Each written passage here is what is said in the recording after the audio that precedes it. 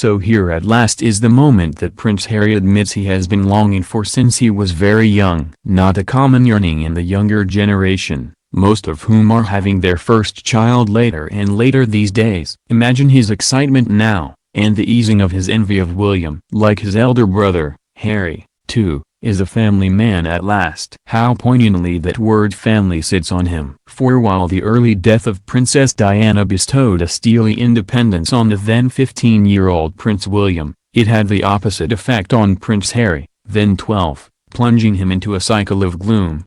He never really broke free until he met Meghan. Now that rehabilitation is, surely, complete, with the arrival of a baby boy. No one observing the 34-year-old prince's interaction with children all over the world in recent times can have many doubts about the kind of father he is likely to be: attentive, concerned, patient, and full of fun, a big kid himself. One clergyman close to the royal family for 3 generations has watched Harry since he was a child, and says, "One thing Harry will never be is an absentee father. He will want to be involved with everything, even changing the little one's nappies." Like William, Harry has emerged from the wreckage of his parents' acrimoniously shattered marriage determined that his own children would never suffer similarly. He sees the bringing up of his and Meghan's baby, and any that follow, as a modern partnership, probably spending as much time in the nursery as his wife.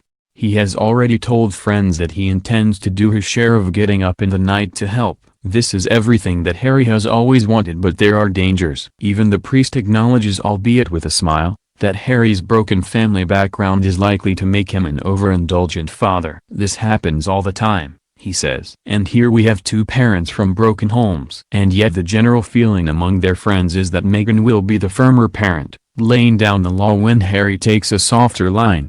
It must be said that although Charles and Diana were besotted parents, they could scarcely have been called hands-on. Even so, Harry has many wonderful memories of his own childhood. From the moment of his birth, there was a nursery nurse, nannies and other domestic staff ever ready to take charge. When they first became parents, Diana had to insist on Charles making time to visit the Kensington Palace nursery, morning and evening. It had to be written into his schedule. With Harry, the problem will be keeping him out, quips one of their close friends. He loves kids. So will fatherhood change Prince Harry? Intriguingly, William has admitted that it certainly changed him. "I'm a lot more emotional than I used to be, weirdly," he said when his second child, Charlotte, was born in 2015.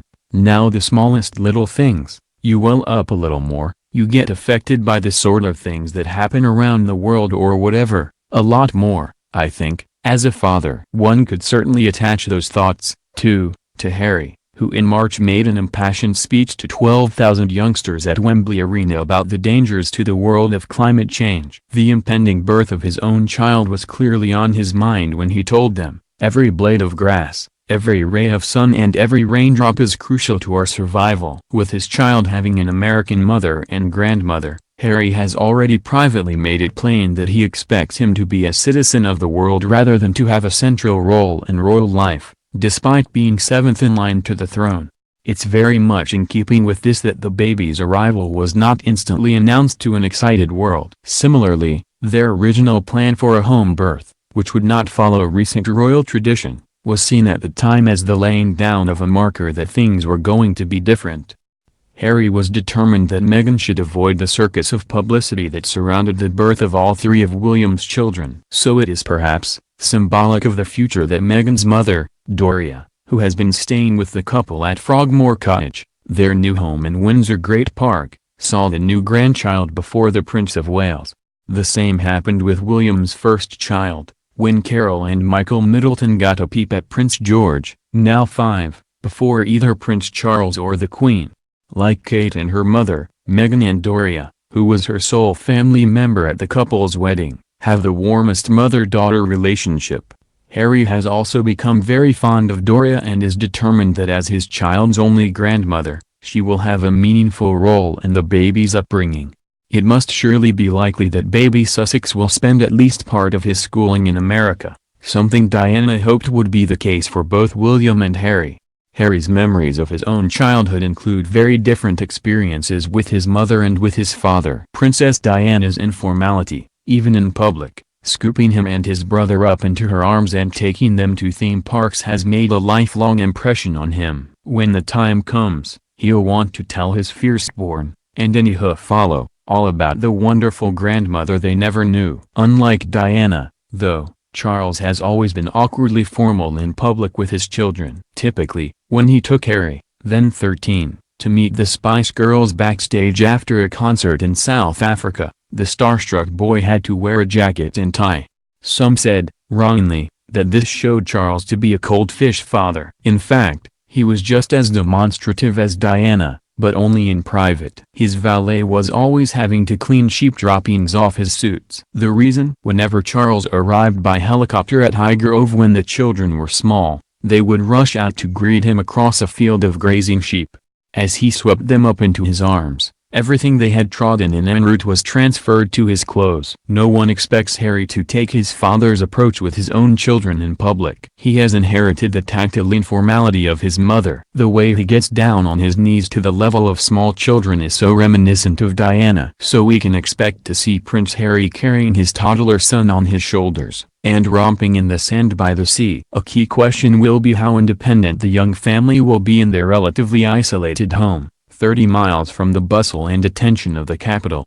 Having her mother at Windsor for the early days will be crucial for Meghan, who will be 38 in August. For she and Harry are understood to want to stave off having a full-time nanny for as long as possible. Eventually, however, Doria will return home to her own life in California, where the former makeup artist has most recently worked as a yoga teacher and social worker. The zeal with which Meghan has joined Harry in humanitarian campaigning will ultimately force them to employ full-time help. Unlike William and Kate, for whom the very capable and willing Granny Carol was always on hand to help, Harry and Meghan will be left with just one blood grandparent, Charles. Not exactly the ideal choice as a babysitter. Certainly, Charles will hope to be more involved with his fourth grandchild than he was with the first three, when, at times, he complained that he felt he had been excluded.